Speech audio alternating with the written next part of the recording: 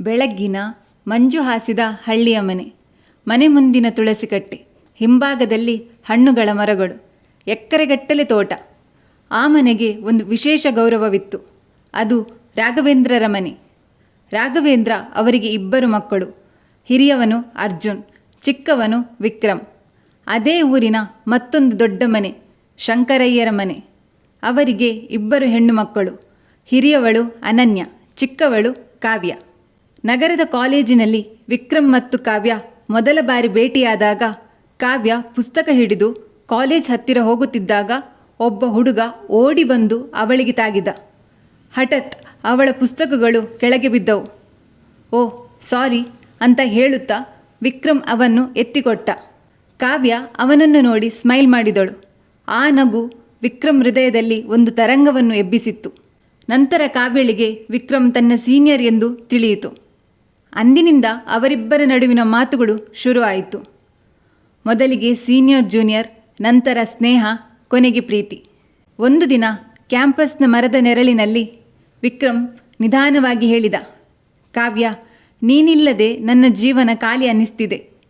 ಕಾವ್ಯ ಅವನ ಕಣ್ಣಲ್ಲಿ ನೋಡುತ್ತಾ, ನನಗೂ ಅದೇ ರೀತಿ ಅನ್ನಿಸ್ತಿದೆ ವಿಕ್ರಮ್, ಆದರೆ ನಮ್ಮ ಮನೆಯವರು ಒಪ್ಪುತ್ತಾರಾ? ವಿಕ್ರಮ್ ಆಕೆಯ ಕೈ ಹಿಡಿದು, ನಾನು ಇದ್ದೀನಿ, ಏನೇ ಆಗಲಿ ನಾವು ಒಟ್ಟಿಗೆ ಇರುತ್ತೀವಿ.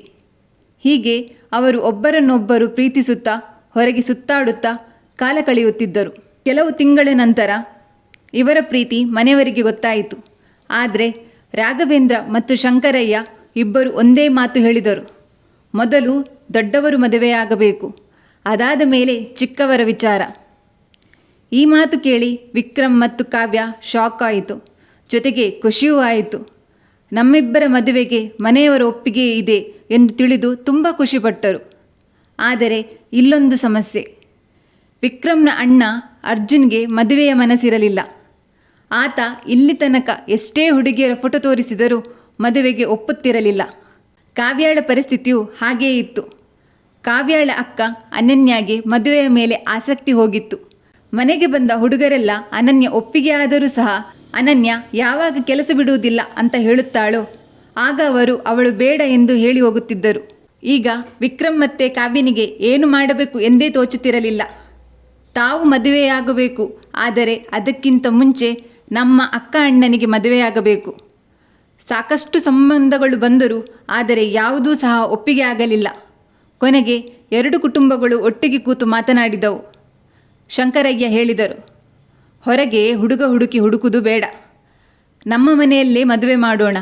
ಅದರ ಅರ್ಥ ಅರ್ಜುನ್, ಅನನ್ಯ, ವಿಕ್ರಮ್, ಕಾವ್ಯ.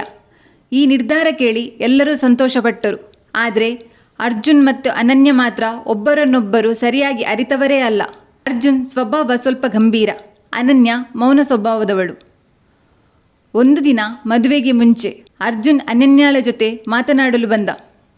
ನೀವು ಒಪ್ಪಿಕೊಂಡಿದ್ದೀರಾ ಈ ಮದುವೆಗೆ ಎಂದು ಕೇಳಿದ. ಅನನ್ಯ ಸಣ್ಣ ಧ್ವನಿಯಲ್ಲಿ, ಅಪ್ಪನ ಮಾತು ನನ್ನ ನಿರ್ಧಾರ, ಆದರೆ ನಾನು ಕಷ್ಟಪಟ್ಟು ಓದಿ ಸೇರಿಕೊಂಡಿರುವಂತಹ ಕೆಲಸ ಬಿಡಲು ನಾನು ತಯಾರಿಲ್ಲ ಎಂದಾಗ ಅರ್ಜುನ್ ಸ್ವಲ್ಪ ಯೋಚಿಸಿ, ನಮ್ಮ ಜೀವನ ಹೇಗಿರುತ್ತೆ ಗೊತ್ತಿಲ್ಲ, ಆದರೆ ನಾನು ನಿನಗೆ ನೋವು ಕೊಡಲ್ಲ.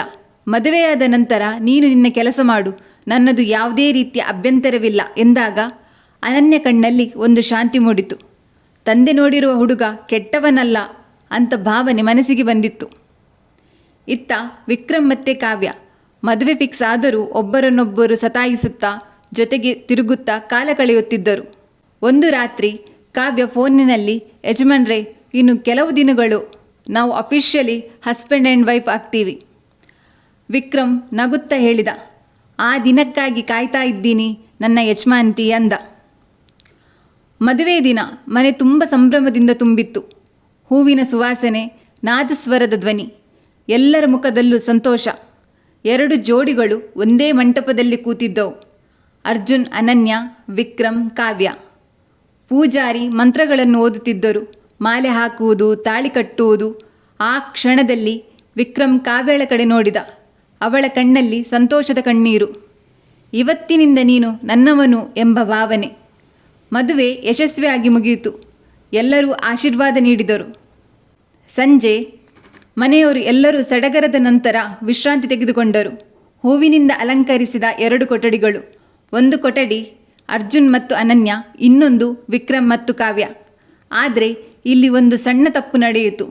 ಯಾವುದೋ ತಂಪಾದ ಪಾನೀಯ ಕುಡಿದು ಅನನ್ಯ ವಾಮಿಟ್ ಮಾಡಿ ವೀಕ್ನೆಸ್ಸಿಂದಾಗಿ ತಲೆ ತಿರುಗಿ ಬಿದ್ದಳು. ಮನೆಯಲ್ಲೆಲ್ಲ ಗದ್ದಲ ಗೊಂದಲ. ನಂತರ ಸುಧಾರಿಸಿಕೊಂಡು ಉಳಿದ ಮದುವೆಯ ಕಾರ್ಯಕ್ರಮಗಳನ್ನು ಮುಂದುವರಿಸಿದರು.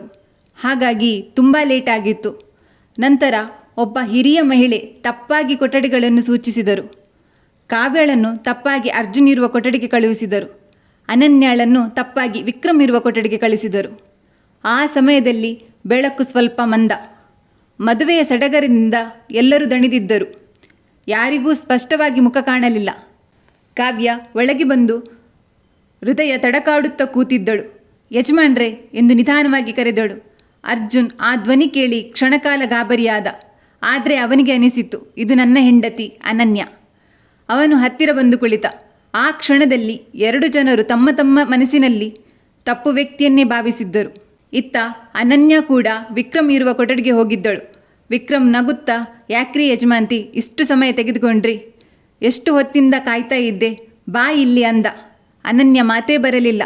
ಯಾವಾಗ ಅರ್ಜುನ ಇಷ್ಟು ಮಾತನಾಡಲಿಕ್ಕೆ ಪ್ರಾರಂಭ ಮಾಡಿದ್ದು ಅಂತ ಮನಸ್ಸಿನಲ್ಲೇ ಎನಿಸಿದಳು. ನಂತರ ಆಕೆ ಮೌನವಾಗಿ ಕುಳಿತಳು. ವಿಕ್ರಮ್ ಅವಳನ್ನು ತನ್ನ ಹೆಂಡತಿಯಾಗೇ ಭಾವಿಸಿದ್ದ. ಆ ರಾತ್ರಿ 2 ಕೊಠಡಿಗಳಲ್ಲೂ ಒಂದು ತಪ್ಪು ನಡೆಯಿತು. ಮನಸ್ಸು ಕೊಟ್ಟು ಮದುವೆಯಾದದ್ದು ಒಬ್ಬರನ್ನು, ಆದರೆ ಗೊತ್ತಿಲ್ಲದೆ ಸೇರುತ್ತಿರುವುದು ಇನ್ನೊಬ್ಬರನ್ನು. ಮನಸ್ಸಿನಲ್ಲಿ ಪ್ರೀತಿ ಇದ್ದರೂ ವಾಸ್ತವದಲ್ಲಿ ತಪ್ಪು ವ್ಯಕ್ತಿಯ ಜೊತೆ ಆ ರಾತ್ರಿ ಕಳೆಯಿತು. ಅವರ ಜೀವನ ಮರೆಯಲಾಗದ ದೊಡ್ಡ ತಪ್ಪಾಗಿ ಉಳಿಯಿತು. ಬೆಳಗಿನ ಸೂರ್ಯಕಿರಣಗಳು ಒಳಗೆ ಬಿದ್ದವು. ಕಾವ್ಯ ಕಣ್ಣು ತೆರೆದಳು. ಅವಳು ನೋಡಿದ ಮುಖ ಅರ್ಜುನ್. ಅವಳ ಹೃದಯ ನಿಂತಂತೆ ಆಯಿತು. ಇದು ಏನು ಎಂದು ಅವಳು ನಡುಗಿದಳು.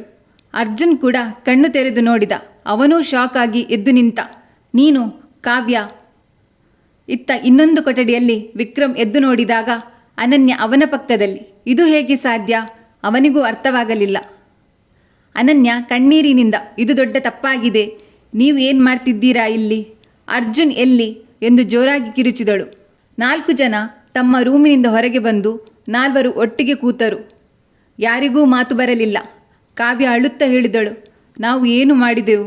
ವಿಕ್ರಮ್ ತಲೆ ಹಿಡಿದು ಕುಳಿತ. ನನ್ನ ಜೀವನ, ನನ್ನ ಪ್ರೀತಿ. ಅರ್ಜುನ್ ಗಂಭೀರವಾಗಿ ಹೇಳಿದ, ಇದು ಯಾರಿಗೂ ಹೇಳಲಾಗದ ವಿಷಯ. ಅನನ್ಯ ನಿಧಾನವಾಗಿ ಹೇಳಿದಳು, ನಾವು ಮೌನವಾಗಿರಬೇಕು. ಆ ಕ್ಷಣದಲ್ಲಿ ಪ್ರೀತಿ, ನಂಬಿಕೆ, ಸಂಬಂಧ ಎಲ್ಲವೂ ಒಡೆದವು. ಆ ಬೆಳಗಿನ ನಂತರ ಆ ಮನೆ ಅದೇ ಇದ್ದರೂ ಅದರ ಒಳಗಿನ ಮನಸ್ಸುಗಳು ಸಂಪೂರ್ಣವಾಗಿ ಬದಲಾಗಿದ್ದವು. 4 ಒಂದೇ ಮನೆಯಲ್ಲಿದ್ದರು. ಒಬ್ಬರ ಕಣ್ಣುಗಳಿಗೆ ಮತ್ತೊಬ್ಬರು ನೋಡಲು ಕೂಡ ಹೆದರ್ತಿದ್ದರು. ಕಾವ್ಯ ತನ್ನ ಕೊಠಡಿಯಲ್ಲಿ ಒಂಟಿಯಾಗಿ ಕುಳಿತಿದ್ದಳು. ಕಣ್ಣೀರು ನಿಲ್ಲಲಿಲ್ಲ. ನಾನು ಏನು ಮಾಡಿದೆ? ನನ್ನ ಪ್ರೀತಿಗೆ ನಾನು ದ್ರೋಹ ಮಾಡಿದೆನಾ ಎಂದು ಅವಳು ತನ್ನನ್ನೇ ತಾನು ಕೇಳಿಕೊಂಡಳು. ಅವಳಿಗೆ ವಿಕ್ರಮ್ ನೆನಪಾಯಿತು. ಆತನ ಜೊತೆ ಕಳೆದ ಕ್ಷಣಗಳು, ಅವನ ಮಾತುಗಳು, ನೀನಿಲ್ಲದೆ ನಾನು ಇರೋದಿಲ್ಲ. ಆ ಮಾತು ಈಗ ಕತ್ತಿಯಾಗಿ ಹೃದಯ ಕತ್ತರಿಸುತ್ತಿತ್ತು. ಇತ್ತ ವಿಕ್ರಮ್, ಅವನೊಳಗೆ ಕೋಪ, ನೋವು, ಗಿಲ್ಟ್ ಎಲ್ಲವೂ ಸೇರಿಕೊಂಡಿದ್ದವು. ಅವನು ಅರ್ಜುನ್ ಮುಂದೆ ನಿಂತು ಹೇಳಿದ, ಅಣ್ಣ, ಇದು ಹೇಗೆ ಆಯಿತು? ನನ್ನ ಜೀವನದ ಜೊತೆ ಆಟ ಆಡಿದ ಹಾಗಾಯಿತು. ಅರ್ಜುನ್ ತಲೆ ತಗ್ಗಿಸಿ ಹೇಳಿದ, ನನಗೂ ಅದೇ ನೋವಿದೆ ವಿಕ್ರಮ್. ನಾನು ಕೂಡ ತಪ್ಪು ಮಾಡಿದ್ದೇನೆ. ವಿಕ್ರಮ್ ಗಟ್ಟಿಯಾಗಿ, ನಾವಿಬ್ಬರೂ ತಪ್ಪು ಮಾಡಿದ್ದೇವೆ. ಆದರೆ ಈ ತಪ್ಪಿನ ಬೆಲೆ ತುಂಬ ದೊಡ್ಡದು. ಅನನ್ಯ ಮೌನವಾಗಿಯೇ ಇದ್ದಳು. ಆಕೆ ಯಾರನ್ನೂ ದೂರು ಹೇಳಲಿಲ್ಲ, ಯಾರನ್ನೂ ಪ್ರಶ್ನಿಸಲಿಲ್ಲ. ಆದರೆ ಅವಳ ಕಣ್ಣುಗಳಲ್ಲಿ ಒಂದು ಮಾತು ಸ್ಪಷ್ಟವಾಗಿತ್ತು, ನನಗೆ ಮದುವೆ ಬೇಡವಿತ್ತು. ಯಾರನ್ನೋ ಮದುವೆಯಾಗಿ ಯಾರ ಜೊತೆಯೂ ಸೇರಿದಂತಾಯಿತಲ್ಲ ಎಂದು. ಒಂದು ಸಂಜೆ ಅರ್ಜುನ್ ಅವಳ ಬಳಿ ಬಂದು ಕೇಳಿದ, ನೀನು ಏನು ಅನಿಸುತ್ತಿದೆ? ಅನನ್ಯ ನಿಧಾನವಾಗಿ, ನನ್ನ ಜೀವನದ ಮೊದಲ ದಿನವೇ ನನಗೆ ಅರ್ಥವಾಗದ ರೀತಿಯಲ್ಲಿ ಶುರುವಾಯಿತು. ಅರ್ಜುನ್ ಮಾತೇ ಬರಲಿಲ್ಲ. ವಿಕ್ರಮ್ ಕಾವ್ಯಳನ್ನು ನೋಡಲು ಹೋಗಿದ್ದ.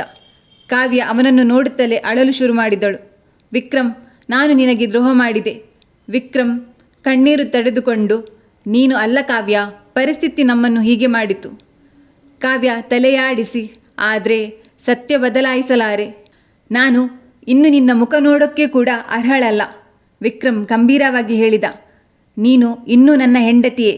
ಆದರೆ ಅವನು ಮಾತು ನಿಲ್ಲಿಸಿದ. ಆದರೆ ಎಂಬ ಒಂದು ಪದ ಅವನ ಪ್ರೀತಿಯನ್ನು ಮುರಿದು ಹಾಕಿತ್ತು. ದಿನಗಳು ಕಳೆಯುತ್ತಾ ಹೋದವು. ಮನೆಯಲ್ಲೆಲ್ಲ ಒಂದು ವಿಚಿತ್ರ ಮೌನ.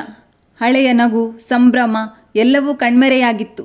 ಹಿರಿಯರು ಏನೋ ತಪ್ಪಾಗಿದೆ ಅನಿಸ್ತು, ಆದರೆ ನಿಜ ಯಾರಿಗೂ ಗೊತ್ತಿರಲಿಲ್ಲ. ಒಂದು ರಾತ್ರಿ ವಿಕ್ರಮ್ ಗಟ್ಟಿಯಾಗಿ ಹೇಳಿದ, ನಾನು ಈ ಸಂಬಂಧ ಮುಂದುವರಿಸಲಾರೆ. ಎಲ್ಲರೂ ಶಾಕ್ ಆಗಿದ್ದರು. ಕಾವ್ಯ ಕಣ್ಣೀರಿನಿಂದ, ವಿಕ್ರಮ್ ಪ್ಲೀಸ್. ವಿಕ್ರಮ್ ತಲೆ ತಿರುಗಿಸಿ, ನಾನು ನಿನ್ನನ್ನು ಪ್ರೀತಿಸುತ್ತಿದ್ದೇನೆ, ಆದರೆ ಈ ಸತ್ಯದ ಜೊತೆ ಬದುಕುವುದು ನನಗೆ ಸಾಧ್ಯ ಇಲ್ಲ. ಅರ್ಜುನ್ ಕೂಡ ಮಾತನಾಡಿದ, ನಾನು ಇದೇ ಯೋಚನೆ ಮಾಡ್ತಿದ್ದೇನೆ. ಈ ಸಂಬಂಧಗಳು ನಮ್ಮನ್ನು ಒಳಗಿನಿಂದ ಕೊಲ್ಲುತ್ತಿವೆ. ಆ ಮಾತು ಕೇಳಿ ಶಂಕರಯ್ಯ ಕೋಪದಿಂದ, ನೀವು ಏನು ಹೇಳ್ತಿದ್ದೀರಾ ಗೊತ್ತಾ? ಮದುವೆ ಅಂದರೆ ಆಟನ ನಿಮಗೆ? ನೀವೇ ಪ್ರೀತಿಸಿ ಬೇಕು ಬೇಕು ಎಂದು ಮದುವೆ ಮಾಡಿಕೊಂಡಿದ್ದೀರಿ. ಈಗ ನಿಮಗೆ ಬೇಡ ಅಂದರೆ ಏನು ಅರ್ಥ? ರಾಘವೇಂದ್ರ ಗಂಭೀರವಾಗಿ ಹೇಳಿದರು, ಏನಾದರೂ ಆಗಿರಬಹುದು, ಆದರೆ ಕುಟುಂಬವನ್ನು ಹಾಳು ಮಾಡಬೇಡಿ. ಆದರೆ ನಾಲ್ವರು ಈಗ ತಮ್ಮ ತಮ್ಮ ನೋವಿನೊಳಗೆ ಮುಳುಗಿದ್ದರು. ಆ ರಾತ್ರಿ ಕಾವ್ಯ ಕಿಟಕಿಯ ಬಳಿ ನಿಂತು ಆಕಾಶ ನೋಡುತ್ತಿದ್ದಳು. ದೇವರೇ, ನಮ್ಮ ಪ್ರೀತಿಯಲ್ಲಿ ತಪ್ಪಿತ್ತಾ ಅಥವಾ ನಮ್ಮ ನಿರ್ಧಾರ? ಮನೆಯೊಳಗಿನ ಮೌನ ಇನ್ನೂ ಗಾಢವಾಯಿತು. ಯಾರೂ ಸರಿಯಾಗಿ ಮಾತನಾಡುತ್ತಿರಲಿಲ್ಲ. ಆದರೆ ಆ ಮೌನದ ಮಧ್ಯೆ ಒಂದು ನಿರ್ಧಾರ ಹುಟ್ಟಿತ್ತು. ಒಂದು ಬೆಳಿಗ್ಗೆ ನಾಲ್ವರು ಒಟ್ಟಿಗೆ ಕೂತರು. ಇನ್ನು ಮೌನದಿಂದ ಸಮಸ್ಯೆ ಪರಿಹಾರ ಆಗೋದಿಲ್ಲ ಅನ್ನೋದು ಎಲ್ಲರಿಗೂ ಗೊತ್ತಾಯಿತು. ವಿಕ್ರಮ್ ಗಟ್ಟಿಯಾಗಿ ಮಾತು ಶುರು ಮಾಡಿದ, ನಾವು ತಪ್ಪು ಮಾಡಿದ್ದೇವೆ, ಆದರೆ ಇದು ಉದ್ದೇಶಪೂರ್ವಕವಾಗಿರಲಿಲ್ಲ. ಅವನ ಕಣ್ಣುಗಳಲ್ಲಿ ನೋವು ಸ್ಪಷ್ಟವಾಗಿತ್ತು. ಕಾವ್ಯ ನಿಧಾನವಾಗಿ, ನಮ್ಮ ಪ್ರೀತಿ ಸತ್ಯ, ಆದರೆ ನಮ್ಮ ಜೀವನ ಈಗ ಗೊಂದಲವಾಗಿದೆ. ಆ ಕ್ಷಣದಲ್ಲಿ ಎಲ್ಲರೂ ಮೌನವಾಗಿದ್ದಾಗ ಅನನ್ಯ ಮಾತು ಶುರು ಮಾಡಿದಳು, ನಾನು ಒಂದು ಮಾತು ಹೇಳ್ತೀನಿ, ಕೇಳ್ತೀರಾ? ಎಲ್ಲರೂ ಅವಳ ಕಡೆ ನೋಡಿದರು. ಅವಳು ನಿಧಾನವಾಗಿ ಆದರೆ ಗಟ್ಟಿಯಾಗಿ ಹೇಳಿದಳು, ನಮ್ಮ ಜೀವನದಲ್ಲಿ ನಡೆದದ್ದು ಹಿಂತಿರುಗಿಸಲಾಗದು, ಆದರೆ ನಾವು ಅದನ್ನು ಹೇಗೆ ಸ್ವೀಕರಿಸುತ್ತೀವಿ ಅನ್ನೋದು ನಮ್ಮ ಕೈಯಲ್ಲಿದೆ. ಅರ್ಜುನ್ ಅವಳ ಮಾತು ಕೇಳುತ್ತಾ ಆಶ್ಚರ್ಯಪಟ್ಟ. ಅನನ್ಯ ಮುಂದುವರಿಸಿದಳು, ನಾವು ಈ ವಿಷಯವನ್ನು ಜೀವನ ಪೂರ್ತಿ ಗಿಲ್ಟಾಗಿ ಇಟ್ಟುಕೊಂಡರೆ ನಾವು ಯಾರೂ ಸುಖವಾಗಿ ಇರಲಾರರು. ವಿಕ್ರಮ್ ಕಾವ್ಯಳ ಕಡೆ ನೋಡಿದ. ಅವಳ ಕಣ್ಣುಗಳಲ್ಲಿ ಇನ್ನೂ ಅದೇ ಪ್ರೀತಿ ಇತ್ತು, ಆದರೆ ಅದರ ಜೊತೆಗೆ ನೋವೂ ಇತ್ತು. ವಿಕ್ರಮ್ ನಿಧಾನವಾಗಿ ಹೇಳಿದ, ಕಾವ್ಯ, ನಾನು ನಿನ್ನನ್ನು ಕಳೆದುಕೊಳ್ಳಲು ಇಷ್ಟವಿಲ್ಲ, ಆದರೆ ನಾವು ಈ ಸತ್ಯದ ಜೊತೆ ಬದುಕಲು ಕಲಿಯಬೇಕು. ಕಾವ್ಯ ಕಣ್ಣೀರು ಒರೆಸಿಕೊಂಡು, ನಾನು ಸಿದ್ಧ, ನೀನು ಇದ್ದರೆ ನಾನು ಎಲ್ಲವನ್ನು ಎದುರಿಸಬಹುದು. ಅರ್ಜುನ್ ಆಳವಾಗಿ ಉಸಿರೆಳೆದ, ನಮ್ಮ ಜೀವನ ಒಂದು ತಪ್ಪಿನಿಂದ ಮುರಿದು ಹೋಗಬಾರದು, ನಾವು ಮತ್ತೆ ಆರಂಭ ಮಾಡೋಣ. ಅನನ್ಯ ಅವನ ಕಡೆ ನೋಡಿದಳು. ಮೊದಲ ಬಾರಿ ಅವಳ ಮುಖದಲ್ಲಿ ಒಂದು ಸಣ್ಣ ನಗು ಮೂಡಿತು. ಕೆಲವು ದಿನಗಳ ನಂತರ ಆ ಮನೆ ಮತ್ತೆ ನಿಧಾನವಾಗಿ ಜೀವಂತವಾಯಿತು. ನಗುಗಳು ಮರಳಿ ಬಂದವು. ಸಂಬಂಧಗಳು ನಿಧಾನವಾಗಿ ಸರಿಯಾಗಲು ಶುರುವಾಯಿತು. ವಿಕ್ರಮ್ ಮತ್ತು ಕಾವ್ಯ ಇವರ ಪ್ರೀತಿ ಈಗ ಇನ್ನೂ ಗಾಢವಾಗಿತ್ತು. ಅವರು ಒಂದು ಸತ್ಯವನ್ನು ಅರಿತುಕೊಂಡಿದ್ದರು. ಪ್ರೀತಿ ಅಂದರೆ ಕೇವಲ ಸಂತೋಷವಲ್ಲ, ಪರಿಸ್ಥಿತಿಯನ್ನು ಒಪ್ಪಿಕೊಂಡು ಮುಂದೆ ಸಾಗೋ ಶಕ್ತಿ ಕೂಡ. ಅರ್ಜುನ್ ಮತ್ತು ಅನನ್ಯ ಇವರು ಹೊಸದಾಗಿ ಒಬ್ಬರನ್ನೊಬ್ಬರು ಅರಿತುಕೊಳ್ಳಲು ಶುರು ಮಾಡಿದರು. ಒಂದು ಸಂಜೆ ಅರ್ಜುನ್ ಕೇಳಿದ, ನಾವು ಮತ್ತೆ ಶುರು ಮಾಡೋಣವೇ ಹೊಸ ಜೀವನವನ್ನು? ಬೆಂಗಳೂರಿಗೆ ಹೋಗಿ ಸೆಟ್ಲ್ ಆಗುವ. ನೀವಲ್ಲೇ ನಿಮ್ಮ ಕೆಲಸ ಮಾಡಿ, ನಾನು ನನ್ನ ಕಂಪನಿ ಚೇಂಜ್ ಮಾಡಿ ನಮ್ಮ ರೂಮಿಗೆ ಹತ್ತಿರ ಇರುವ ಯಾವುದಾದರೂ ಕಂಪನಿಗೆ ಜಾಯ್ನ್ ಆಗ್ತೀನಿ ಅಂದ. ಅನನ್ಯ ನಿಧಾನವಾಗಿ ನಗುತ್ತಾ, ಖಂಡಿತವಾಗಿ. ಇಲ್ಲೇ ಇದ್ದರೆ ಪುನಃ ಸಮಸ್ಯೆ ಶುರುವಾಗಬಹುದು. ಅದಕ್ಕಿಂತ ನಾವಿಬ್ಬರು ಇಲ್ಲಿಂದ ಹೊರಡಿ ದೂರ ಹೋಗುವುದೇ ವಾಸಿ. ನನ್ನನ್ನು ನಂಬಿ ನನ್ನ ಜೊತೆ ಜೀವನ ನಡೆಸುತ್ತಿದ್ದೀರಾ. ಜೊತೆಗೆ ನನ್ನ ಕೆಲಸಕ್ಕೂ ನಿಮ್ಮ ಸಪೋರ್ಟ್ ಇದೆ. ಇದಕ್ಕಿಂತ ಇನ್ನೂ ಹೆಚ್ಚು ಏನು ಬೇಕು? ಹೀಗೆ ಸ್ವಲ್ಪ ಸಮಯದ ನಂತರ ಅವರಿಬ್ಬರು ಬೆಂಗಳೂರಿಗೆ ಹೋಗಿ ಅಲ್ಲಿ ರೂಮ್ ಮಾಡಿ ಅಲ್ಲೇ ಕೆಲಸ ಮಾಡುತ್ತಾ ತಮ್ಮ ಜೀವನ ನಡೆಸಿದರು. ಇಲ್ಲಿ ಊರಿನಲ್ಲಿ ವಿಕ್ರಮ್ ಮತ್ತು ಕಾವ್ಯ ತಮ್ಮ ಜೀವನ ನಡೆಸಿದರು. ಕಥೆಯ ಸಂದೇಶ: ಜೀವನದಲ್ಲಿ ಕೆಲವೊಮ್ಮೆ ನಾವು ಮಾಡದ ತಪ್ಪುಗಳು ನಮ್ಮ ಮೇಲೆ ಬೀಳುತ್ತವೆ. ಆ ಸಮಯದಲ್ಲಿ ಓಡಿ ಹೋಗುವುದು ಸುಲಭ, ಸಂಬಂಧ ಮುರಿಯೋದು ಇನ್ನೂ ಸುಲಭ. ಆದರೆ ನಿಲ್ಲಿ, ಅರ್ಥ ಮಾಡಿಕೊಳ್ಳಿ, ಸ್ವೀಕರಿಸಿ ಮುಂದೆ ಸಾಗೋದು, ಅದೇ ನಿಜವಾದ ಧೈರ್ಯ. ಅಂತಿಮ ಮಾತು: ಪ್ರೀತಿ ಅಂದರೆ ಹೃದಯಗಳ ಸಂಪರ್ಕ. ನಾವು ಒಬ್ಬರನ್ನು ಮನಸಾರೆ ಪ್ರೀತಿಸಬೇಕು. ಅವರ ನೋವಿನ ಜೊತೆ, ಖುಷಿಯ ಸಂದರ್ಭ ಅವರ ಜೊತೆ ಇರಬೇಕು. ಪ್ರೀತಿ ಮಾಡಿ ಮದುವೆಯಾಗುವುದು ದೊಡ್ಡದಲ್ಲ, ಅದನ್ನು ಜೀವನ ಪರ್ಯಂತ ನಿಭಾಯಿಸುವುದು ದೊಡ್ಡದು. ಮತ್ತೆ ಸಿಗೋಣ. ಧನ್ಯವಾದಗಳು.